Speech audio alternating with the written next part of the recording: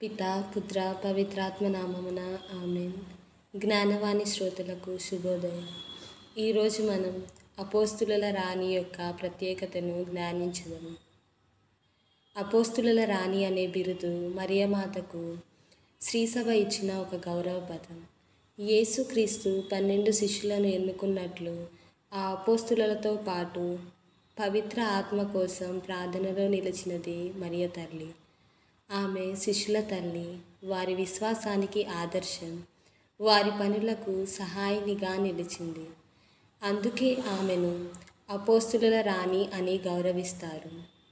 అపోస్తుల కార్యములు 1వ అధ్యాయము 14వ వచనంలో అందరూ స్త్రీలతో కూడి, యేసు తల్లి మరియతో కూడి, ఆయన సహోదరులతో కూడి ఒక చిత్తమై నిరంతరము ప్రార్థనలో నిమగ్నులై ఉండిరి.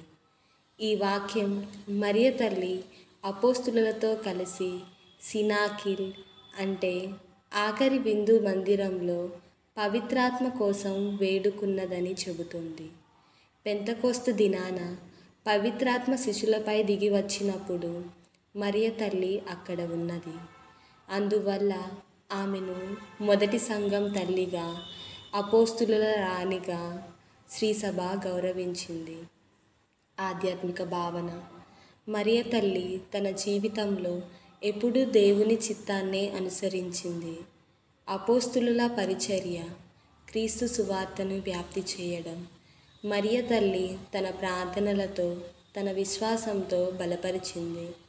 ఆమె యేసుకు తల్లిగా ఉండడమే కాదు, సంఘానికి తల్లిగా, అపోస్తులకు ఆత్మీయ మార్గదర్శకురాలిగా ఉంది. మన జీవితంలో అన్వయం. ప్రార్థనలో నిలకడ. అపోస్తులతో కలిసి మరియ తల్లి ఎప్పుడూ ప్రార్థించినట్లు మనము ఆమెతో కలిసి ప్రార్థించాలి. సువార్త ప్రచారం. అపోస్తులు సువార్తను ప్రకటించినట్లే మన జీవితంలో సువార్తకు సాక్ష్యంగా నిలవాలి. మాతృ సహాయం. అపోస్తులు పరిచర్యలో కష్టాలు ఎదుర్కొన్నప్పుడు మరియ తల్లి సహాయం చేసినట్లు మనము ఆమె సహాయాన్ని కోరాలి. భక్తి రూపాలు. అపోస్తుల రాణి, మా కొరకు ప్రార్థింపుము అని లిటనీ ఆఫ్ అవర్ లేడీలో ప్రతిరోజు ప్రార్థిస్తాము. అనేక మిషనరీ సంఘాలు క్వీన్ ఆఫ్ ది అపోజల్స్ను తమ రక్షక మాతగా పరిగణిస్తాయి.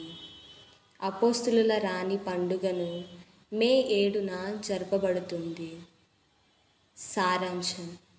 అపోస్తుల రాణిగా మరియమాత మనకు ఒక విశ్వాస ప్రేరణ, ప్రార్థనలో ఆదర్శం మరియు పరిచర్యలో శక్తినిచ్చే తల్లిగా ఉంది.